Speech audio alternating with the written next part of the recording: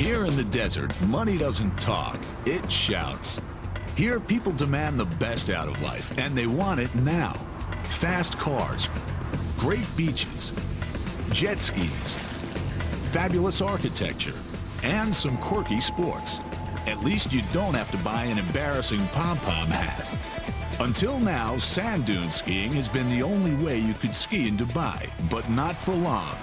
The latest grand project is to build a ski resort with real snow right here in the desert.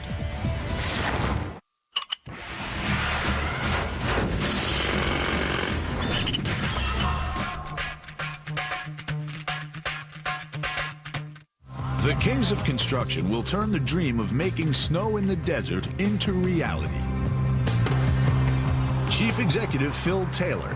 He has to deliver the biggest and best indoor ski resort in the world and do it on time and on budget. Head of construction, Tim Kelly. He's responsible for building the world's largest real snow ski dome in the world's unlikeliest location. Long-suffering production director, Stuart Ingram, the troubleshooter. He's paid by the owners to protect their interests. He has to watch the calendar and count the pennies. Uncompromising engineer Malcolm Clulow. He's cracked the secret of making real powder snow artificially, but he's never had to do it in a baking hot desert.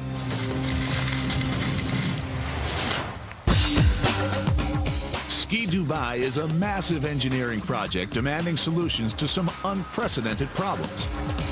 How do you lift a 3,000-ton section of ski slope 197 feet in the air? That's where eventually this has to end up. How do you build the world's biggest artificial ski slope in record time? Would it not have helped if we'd been told about this last week? The pressure on everyone now is just enormous. There's so much at stake. The temperature is unbearably hot. So apart from working in this horrendous heat, we've now got no electricity. They're nearly at breaking point. And if we don't open in time, there's huge penalties for everybody.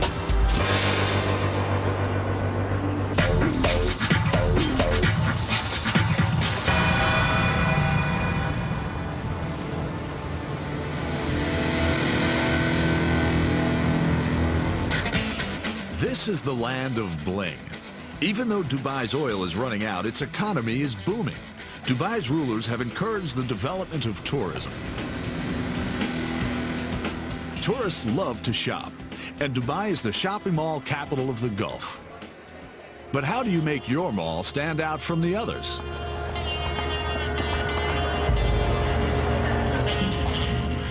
The developers of Mall of the Emirates believe they have it cracked. This giant construction site covers 6.5 million square feet of desert.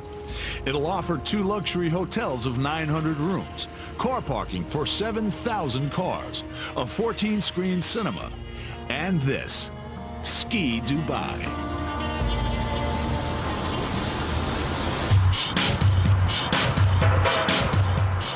Khalid and Yusuf bin Laj are part of Dubai's young elite and 2 of Ski Dubai's future customers. They can't wait to start snow skiing. Kind of ironic we're in the middle of the desert and we're building a ski slope, but we'll finally give people who live here, like me, an opportunity to go skiing without traveling to Switzerland or something, you know? Like I've never seen snow. But building a snow dome in a desert requires some very complicated technology. And 3 months before Ski Dubai is supposed to open, the kings of construction are running into difficulties. To keep the snow from melting, they've built a massive, sophisticated cooling system, a labyrinth of pipes filled with chemicals. But there's a problem. The chemicals are highly toxic. One of them, ammonia, is lethal. It's a very efficient refrigerant, but it can be explosive in certain concentrations. You have to take measures, A, to stop it leaking into the environment, and B, if it does leak into the environment, you limit that leak. You wouldn't want it filling that space with gas and asphyxiating and killing people. During routine inspections, Malcolm has become alarmed. There's more than 50 miles of pipework on the site, and the quality of the welding looks to him substandard. If it is, the cooling system is a potential time bomb. Even if it can be fixed, Ski Dubai may not open on time, and its builders stand to lose millions of dollars. Competition between Dubai's malls to attract big spenders is intense. But how do developers make their mall stand out? The owners of the Mall of the Emirates have an answer. Build an alpine snow resort in the middle of the desert. Ski Dubai. Ski Dubai will have a curved slope 1,312 feet long. It'll be the world's longest indoor ski run using real snow technology. Other ski domes around the world are built the easy way. The owners find a nice steep slope and put a roof over the top. But there are no hills in Dubai, only sand dunes.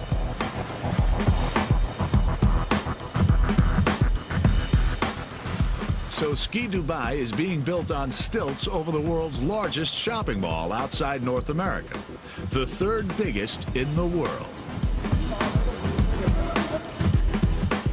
But how do you recreate real mountain snow in an artificial indoor environment? Inventor Malcolm Clulow has cracked nature's code. And here's the proof. This is Xscape Snow Dome in Milton Keynes, UK, one of the world's best indoor ski slopes. Malcolm's groundbreaking technology has produced this snow. We wanted to make real snow, but real snow grows in flight through the atmosphere and forms a crystal shape that you can recognise against a chart of different snow crystals. And there are more than 250 different kinds of snow. The Eskimos, in fact, have got more than 200 names for snow. In Milton Keynes, Malcolm's technology has been producing perfect powder snow for 5 years.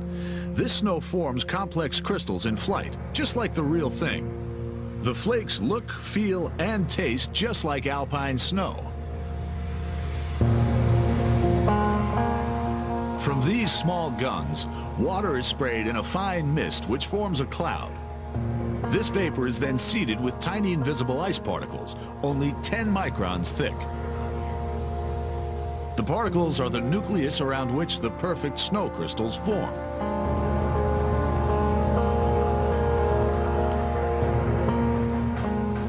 To keep the dome's 270,000 square feet at the right temperature, you need 10 megawatts of cooling capacity, with 24 coolers suspended from the ceiling.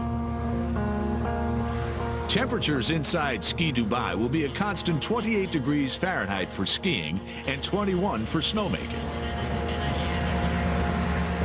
And it all comes with a guarantee that 8 inches of fresh powder will fall every night. That's around 30 tons. The area of snow in here is equivalent to 3 football pitches, if that gives you an idea of the size of this, the space that we've created. We needed it completely column-free, which is how you end up with this 80-metre span, which is phenomenal as a size. And one of the things that I hope you can sort of quite see from here is this isn't a flat gradient or a level slope. This has got all variation of cambers, really aimed at making it feel like a real mountain would be. Ski Dubai will have 5 different slope gradients, including the world's first indoor black run. When covered with snow, this area of the slope will be 45 degrees. That's steep enough to force the most experienced skier into making jump turns. But with a run this steep, if you want to avoid a disaster, you need to come up with some novel engineering solutions. Just to this side, you can see one of our black runs, and it's actually being built in steps.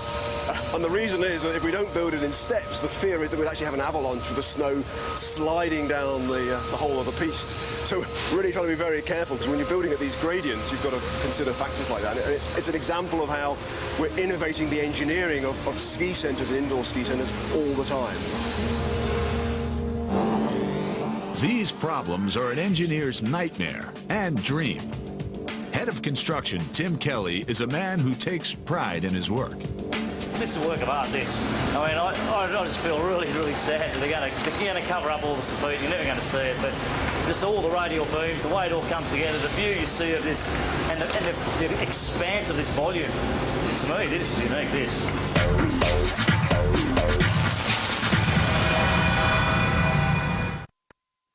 Most buildings are built from the ground up. The higher you go, the more scaffolding you need. Project director Stuart Ingram has decided to use a method that'll save time and money. One of the big hidden costs that you'll see on jobs of high structures or whatever else is the temporary works that are required to build it. And that was one of the big drivers that led us to push away from traditional construction to strand jack.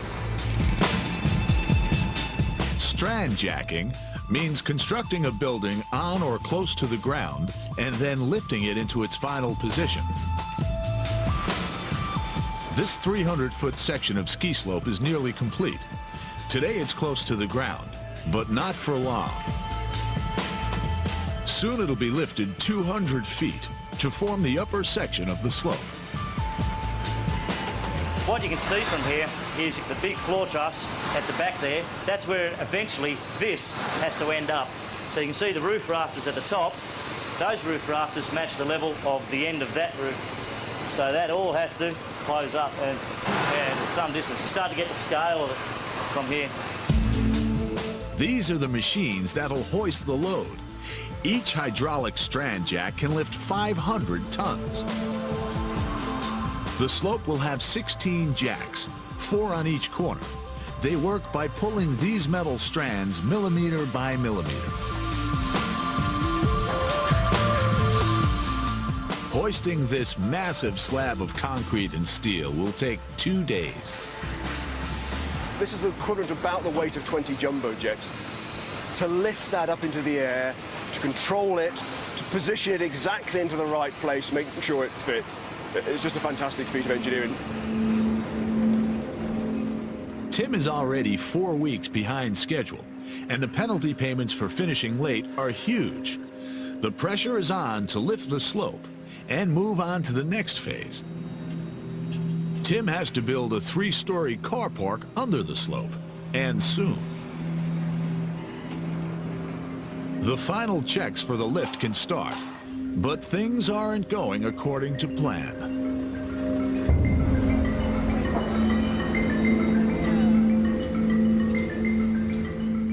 Tim has returned to his office. He's concerned that the weather is deteriorating. Should he call the operation off? On the weather forecast here, I don't know if you can see it, you can see here the wind speed in knots.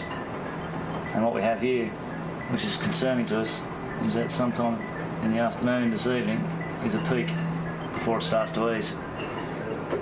The wind, the effect of the wind on the structure is something we've always been debating. It's something we've been nervous about. You don't want something that heavy uncontrolled. You know, you're talking about 3,000 tonnes on an end of a rope. You know, once it starts to swing, basically the thing will start moving like a pendulum. You can't stop it. You can't stop it.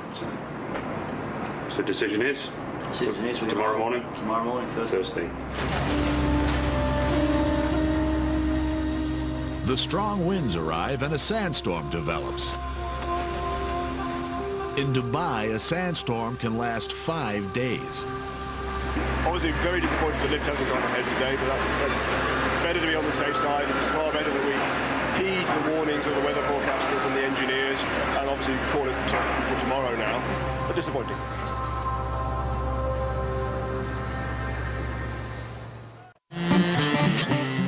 The strand jack lift at Ski Dubai is held up by high winds, but work on the world's 3rd largest shopping mall is progressing. Dubai-based entrepreneur Shahryar Khojisteh is looking forward to opening his extreme sports shop Rampage in the new mall of the Emirates. But there's still a lot of work to be done. Rampage is all about skate, surf and snow. What's going to happen is that the shop front is going to be as though you're walking through a big pair of snow goggles. So you'll walk through the arch of the nose bridge, basically. Shahryar has done his research and he knows his potential customers. With these indoor ski parks, you get a lot of very fast and good progression with the kids that are learning these sports, and they end up becoming better than the guys that are out on the mountains because they can do it every day. But given the construction holdups, will his shop open on time? Both the shopping mall and Ski Dubai are supposed to open together in 10 weeks' time. But the mall is now 3 weeks behind schedule and Ski Dubai a month behind. The contractors are under pressure to catch up, and the local weather is not helping the situation. Luckily, the sandstorm has blown over during the night. The weather's now perfect for strand jacking. The workers arrive at the site full of anticipation. Today is the day. Stress levels build as the new lift deadline approaches.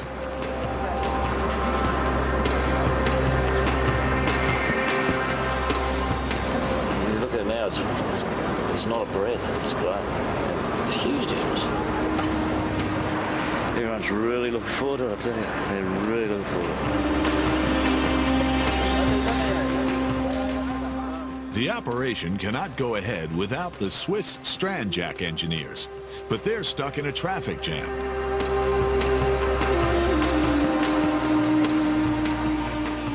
Finally, they show up. Tim is not sympathetic. Better late than never, eh? Our Swiss watch working perfectly. The Swiss turn up at 10 past 7, everyone else turns up at 6. Well, 36-hour European week, eh? Tim has to hand over control to what engineers call a lift master, Rajajanpal Damodaran. His friends call him Damo. It's a highly specialized job, and Damo's the most experienced lift master in Dubai. Before going ahead, all the chief engineers have to agree that the structure is ready to lift. We want to get a no objection. With the documents signed, the responsibility is now Damo's. All right, Damo, it's all yours, mate. Away you go.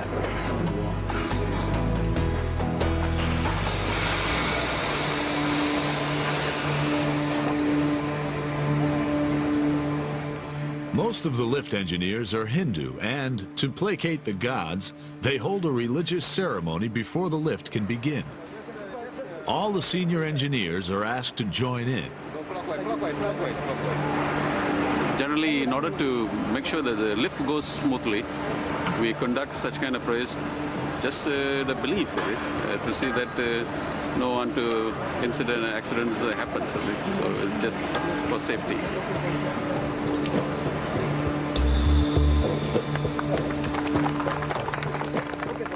The head of construction, Tim Kelly, is also feeling anxious. There's a lot of things that can go wrong, and down the worst things is it could fall.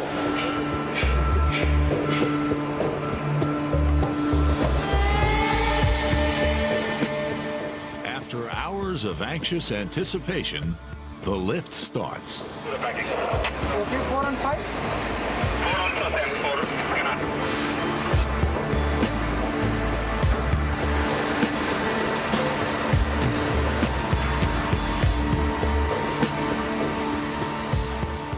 The hydraulic jacks hoist the strands inch by inch. The first fifth of an inch is the hardest. This is where all the stresses are at their most critical. It's been erected on a series of legs, if you like, and these legs are in a different profile or a different shape as to what it will be eventually. So as we start to lift it, the structure will move on its own accord and start to flex and bend and take its final position.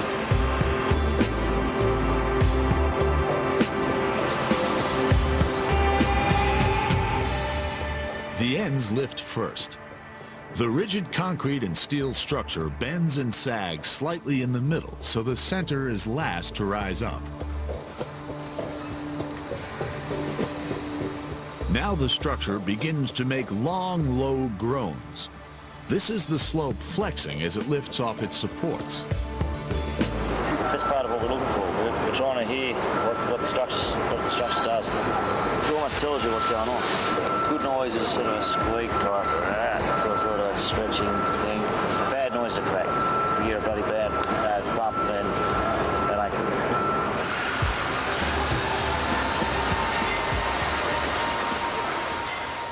good. The operation is going to plan, and the structure clears its supports. Then there's a problem. The strand jack computer system suddenly crashes. The system regulates the jacks so that the structure stays level. If the lift is uneven, the 3,000-ton section will twist, buckle, and collapse. The Strand Jack lift at Ski Dubai has come to a sudden halt. The engineers must find out what's caused the computer crash. How long will the 3,000-ton slope have to dangle in midair? If a strong wind suddenly develops, as they often do in Dubai, the structure is vulnerable. The massive surface area could become a huge sail swaying in the gusts and smash the Strand Jack towers.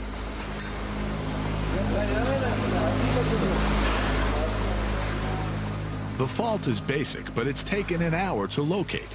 A vital power cable has failed. Relieved, Damo restarts the lift.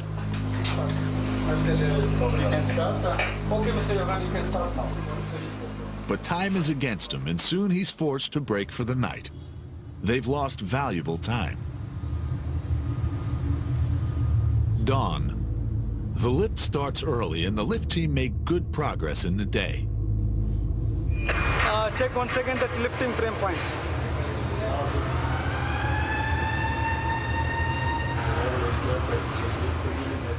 But at 5:30 in the afternoon,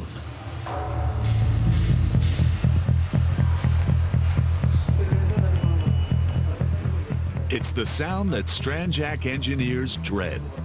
Everyone stops. They need to know what's happened. Is the structure safe? Are the jacking towers able to withstand the load? Have any steel strands failed and snapped? Are the jacks working properly? Liftmaster Rajajanpal Damudaran, Damo, halts the jacks and the operation. Night's approaching, and he orders checks on every load-bearing joint and weld. One may have burst and others could follow. It's better to leave the slope to the mercy of the wind than to press on with unsafe jacks. Every available engineer is assigned to checking. The fault must be found. This team examines the wind guides, the brackets that help keep the structure stable. One may have snapped. After an hour and a half, they find the fault. We took 100% load on early in the afternoon. The tower shortened, so you can imagine all that load going onto the towers. The steel actually compresses slowly. What we have is a series of connections onto the pylons because those towers at that end are quite high. What happened is that as it shortened, one of the sliding connections was supposed to slide sort of bound a bit, and then later on just dropped it into its position. That was the noise we all heard, and it's a very sharp thud. You know, you've got 3,000 tonne hanging on some strands here. Everyone's immediately thinking, you know, we've got a weld failure or something like that. Everyone starts running around. With all the checks completed, Damo can continue. Excellent progress is made, more than 98 feet.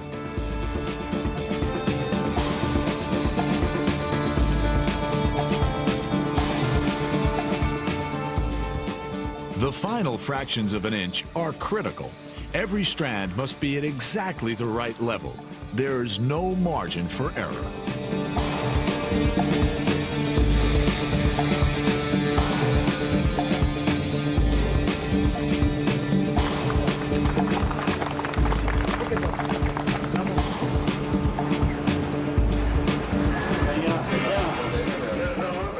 The lift is over and the team celebrates.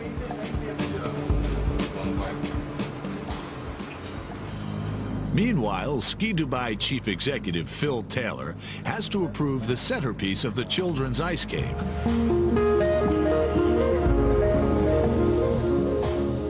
This ice dragon is the world's largest cast acrylic sculpture. One of the reasons why we've gone to acrylic is that when we actually looked at doing it in real ice and carving it, firstly the size of blocks we could get in Dubai are just very small, so it'd be made up like a block kit. Yeah. But the other is that ice evaporates, and so within 2 or 3 months the claws, all the detail would have gone, and you'd just been left with little stubs and points. So in this way it should look good all the time. Great. Well, there's the wings. Yeah. Brilliant. It looks just like broken ice, which is exactly how it's supposed to look. We wanted it's a sharp edge, but it's not a dangerous. Yeah. Hey, can you bring dead icicles? No problem. the time it's got a coat of frost on it and cooled down, it'll just look brilliant and shine off. But the construction of Ski Dubai is now 6.5 weeks behind schedule. At the best of times, our kings of construction will struggle to catch up. But it's not the best of times. Ski Dubai is hit by crisis after crisis. There's no need to make horror stories. We're not making horror stories. What you demonstrate turns around. Okay? I don't like her.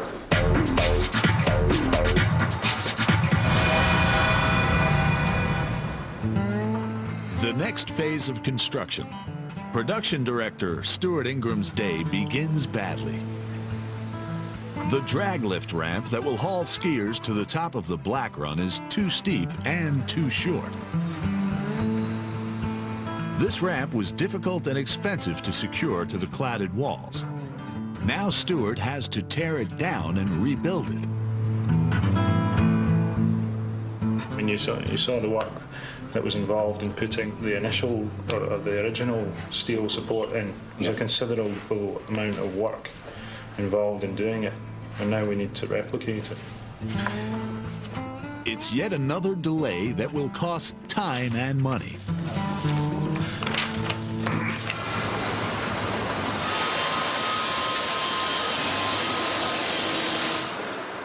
The July temperature has risen to an unbearable 127.4 degrees Fahrenheit. It's not just the engineers who are behind schedule. The interior designers are too. They're carving artificial rock out of concrete, but it's setting fast. They have to work quickly. If they slow down, the concrete becomes too hard to shape. I'm in charge of covering up all the engineers' mess, and then I have to integrate all the styles to make the overall theme look good. I want people to go, wow, and really believe that they are in an ice cave, and also have a good time.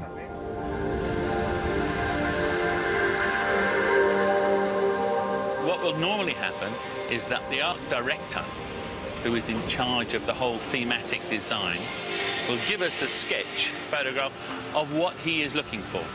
And our artists will simply interpret that and give him back exactly what he wants. They can basically have anything that they want. And so that's why on this particular project, you see so many different types of theming. But a lot of it is learnt on the job. It's not something you learn in a college, but it's very much an art form.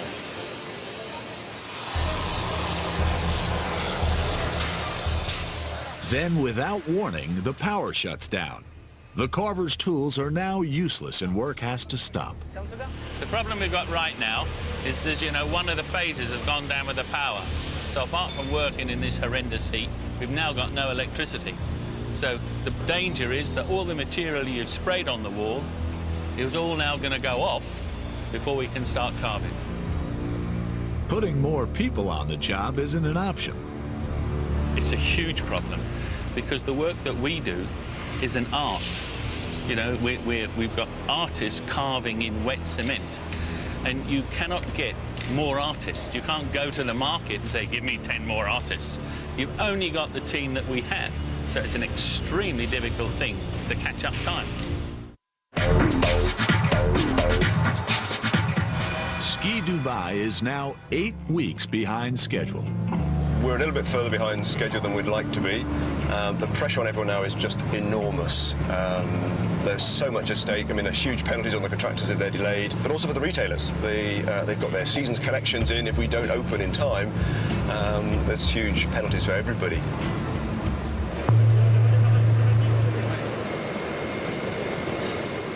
Henry Perperdue, the French engineer in charge of installing the travelators on the nursery slope, is one of the most popular characters on the Ski Dubai construction site.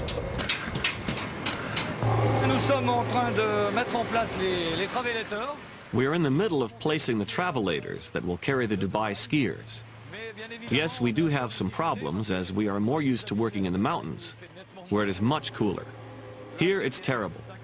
50 degrees. You can see how we are sweating. Unfortunately, it doesn't get any cooler. His enthusiasm makes the July heat just about bearable. The humidity is in the high 90s and the temperature is touching 130 degrees. Quickly, avide. Donc c'est une bande transporteuse. It's a moving walkway with rubber strips, so there is good grip and no possibility of the skiers sliding backwards. We've designed these machines with as many safety features as possible for Dubai.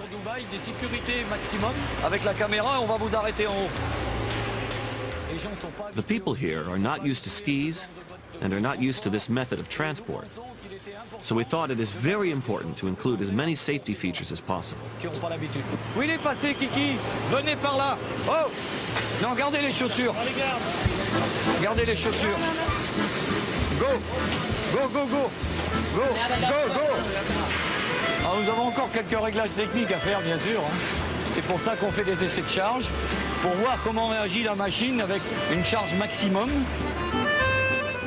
Henry is subjecting the Travelator to far more weight than it will have to carry when the ski resort is opened.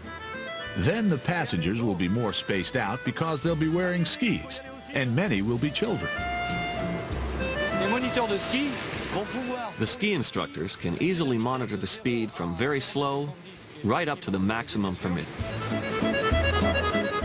Like everyone else, Henry is behind schedule, but he's still energetic and optimistic and hopes to catch up. The next engineering challenge at Ski Dubai is to get the cable lift up and running. The cable needs to be wound round the pulleys. The engineer in charge of the chairlift, Christian Chapelot, wants to start work. Christian's team needs 4 walkie-talkies to complete the job, but they've only been given 3. Walkie-talkie. Yo, me. Christian doesn't have one and can't direct the action. Work has to stop. He's unhappy. J'ai pas la radio.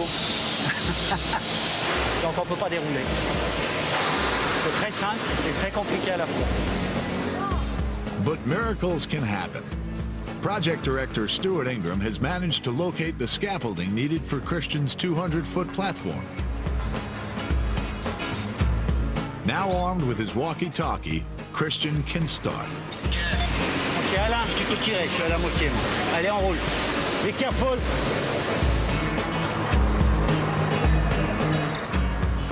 But Christian's not happy for long.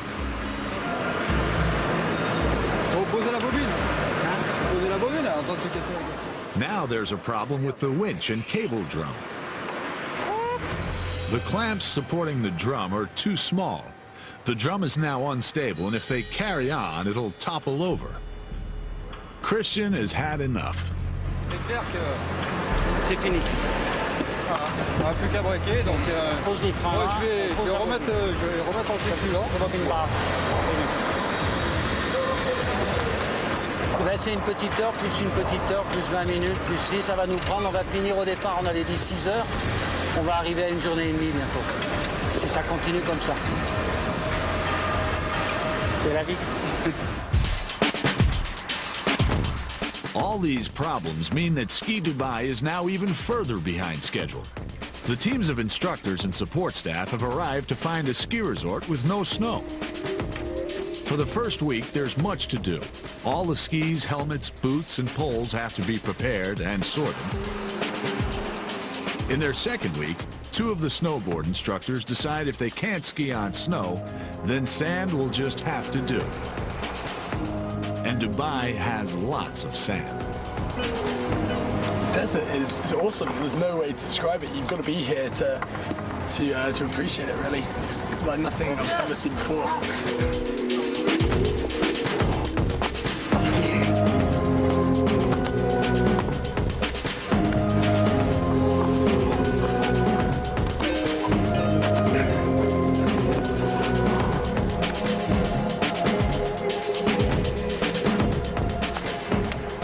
Sandboarding is incredible. It's very different to snowboarding, but a great experience, certainly. Yeah, I thought the sandboarding was pretty cool there. It's a bit slower than snow, obviously, but it tastes a little bit different as well. Yeah.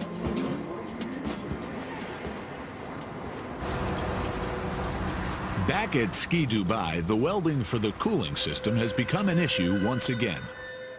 Ammonia is used to cool the glycol antifreeze, which is then piped under the snow. The ammonia system failed several tests, and the problems are now being corrected. But none of the 4,500 welds in the glycol system has yet been inspected. And after the experience with the ammonia welds, Malcolm Clulow is concerned. There is a life safety issue with the glycol as well, because although it's not a volatile refrigerant, it doesn't boil as a gas. This glycol, it can be down as low as -25 centigrade, which is 55 degrees C below skin temperature. So it would be like pouring water at 85 centigrade on your skin, which would cause a burn. You know, we've got 10-inch pipes out there full of glycol, with the static head from the whole slope on them. So, you know, if you've got a major break, there could be a huge fountain pouring over the general public and someone could get killed. Because they've had so many failures on the ammonia, it's the same welders that are working on the glycol. So they're not just doing a few welds bad, they must be doing all the welds bad, you must suspect. As it happens, the welds are fine, but as Malcolm doesn't know it yet, he's still highly suspicious.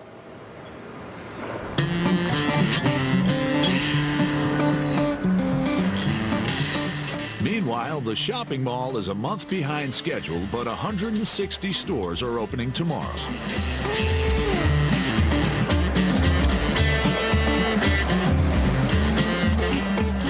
Shahryar Kojiste is in his extreme sports shop. Stress levels are high. There's much to do. 1 o'clock's too late. You gotta call him now. No, but this is supposed to be checker plate. How many sandals will go on this? Someone tell me. Darren, we need now. No, but listen, are you gonna set up the sound system in here? The sprinkler guy also has to come and straighten up the sprinkler. The sprinkler system is not aligned very well. I'm a bit of a perfectionist, so I need stuff to be straight. So that has to be fixed. There's some lighting issues that the guys have to come back and fix again, but that'll happen probably after the opening. Would have liked to have opened with a perfect store, but these things sometimes don't go your way. But overall, we're very, very happy, but there's a lot of things to be done yet. Shahryar and his staff are not the only people feeling the pressure. The main road in and out of the mall is only half finished, and project director Stuart Ingram is organizing the final push for completion. No, this is quite a common occurrence on our last day. We've basically got a very labour-intensive activity, which is block paving. And the thing is, you can just throw hundreds of guys at it. So literally, we've had probably 200, 300 guys on this for the last 3 days, blitzing this area all the way from the car park round, making the final link. You'd be amazed, 4 or 5 hours of cleaning, road markings on the top, it'd look like a finished job. The mall is almost finished, but Ski Dubai is nearly 12 weeks behind schedule. Any outstanding technical problems must be resolved, and quickly. This calls for another meeting with the contractors. Yeah, we've seen so much evidence of bad fit-up on welds. Inspect looked at the photographs that we got on the ammonia fit-up, and his view was he would have rejected 95% of it. There's no need to make horror stories. We're not making horror stories. What you demonstrate turns around. Okay, I don't like that. I don't think you're being fair. You know, when you find problems as a consultant, it makes you think, well, if that's a problem, where else are the problems? Glycol. We need to know if there's a problem or not. We're talking around the table at this present time and we don't know if we've got a problem. However, based on the evidence that we've seen on some of the ammonia pipe, where we have to do a retest and re-weld, then that's where we are. And that's the confidence. We need to build that confidence and have a look. And in doing so, the best thing we can do is go out and do some representative sampling. To make sure that the cooling system is safe, Malcolm and Stuart want the contractor to test 10% of the welds by X-ray. The welds are in fact good, but Malcolm and Stuart don't know it yet, and still make the contractor sweat. I would say 97% of the welding has been completed. I mean, what you're saying implies that we're not doing it. So I just... It's not a question in people's ability or anything like that. It's just technical issues that we want to have closed. I mean, one thing also you will have to accept is that this project cannot start in September. That's not on the agenda today, though. It's not on the agenda. That's part of the... That's an assumption, Wally, that you're assuming that you're going to have lots of... Look, if you imagine, forget September, forget October. You're dreaming for a white Christmas. All right. Okay. We suspect the contractor is putting up this shield because he knows full well that we'll have the same level of failure on the glycol pipework that we've had on the ammonia pipework, at least, which would mean we'll immediately require him to go to 100% X-ray test on 3,000 odd welds, and that will take a huge amount of time and a huge amount of cost. Ski Dubai is already seriously over budget and behind schedule. All the stores in the new mall are depending on the resort to attract record numbers of tourists and sightseers with money to spend. Structurally, Ski Dubai is almost complete. All it needs is snow, 6,000 tons of it. That'll take a month to produce. But first, the technical problems have to be solved. The French chairlift engineers will soon be finished, and all that remains for them to do is to attach the chairs to the cable.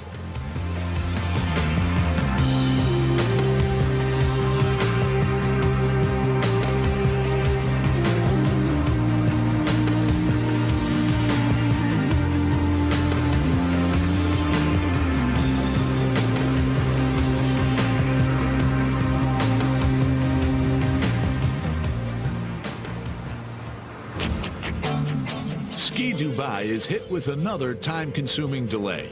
Some of the pipes buried under concrete will have to be dug up and replaced. Flexible rubber pipes laid beneath the concrete base of the slope will carry the glycol, which will maintain the snow at the right temperature. Malcolm Clulow's original specification stated that these rubber hoses should have no joints. What happens is if you get a glycol leak in the middle of the slope, it runs underneath the snow, melts out a huge pattern that widens out from a small leak to maybe 20 metres wide as it runs down the slope. And it melts all the snow underneath that. So the snow starts to implode and it destroys the structure.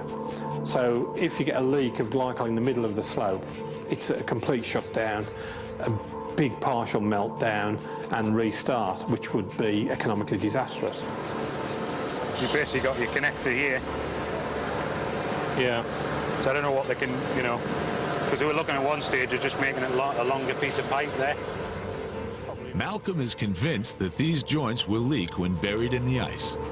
And although he's used joints that are approved by the pipe supplier, although the pipe shrinks away from the concrete and leaves a small gap, that will fill with ice and it will physically lock up the pipe.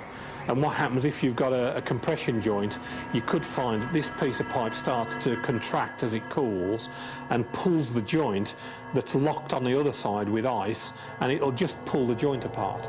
No matter how strongly and how tightly it's tightened up, it'll physically just pull it apart. Now, the power of ice is absolutely enormous. There are several hundred of these joints on the project in different areas.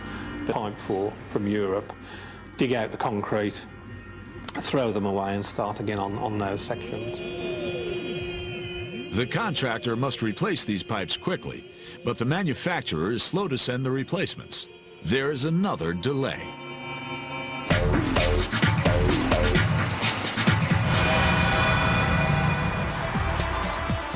The shopping mall has to open without Ski Dubai. The owners have decided that it'll be a low-key affair and save the big celebration for when Ski Dubai opens.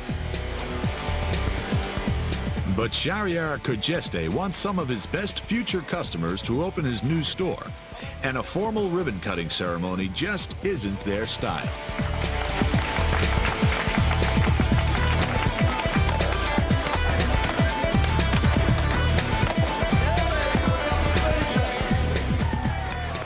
Back Back at Ski Dubai, engineers have been testing the cooling system. We've had our share of challenges, particularly on the technical side. The systems have been tested on, off, switch them off, make more adjustments. Checking the welding, we've done considerable testing, pressure testing, vacuum testing on the welding, so we can be absolutely certain. This is not the kind of thing that once it's fully operational, you just switch it off, melt down 6,000 tons of snow and make a few adjustments. We have to be absolutely perfect when we go sub-zero. And we're ready, we're at that stage now. Finally, all the technical problems at Ski Dubai are solved. It's 3 months late, but snow has finally started to fall in the desert.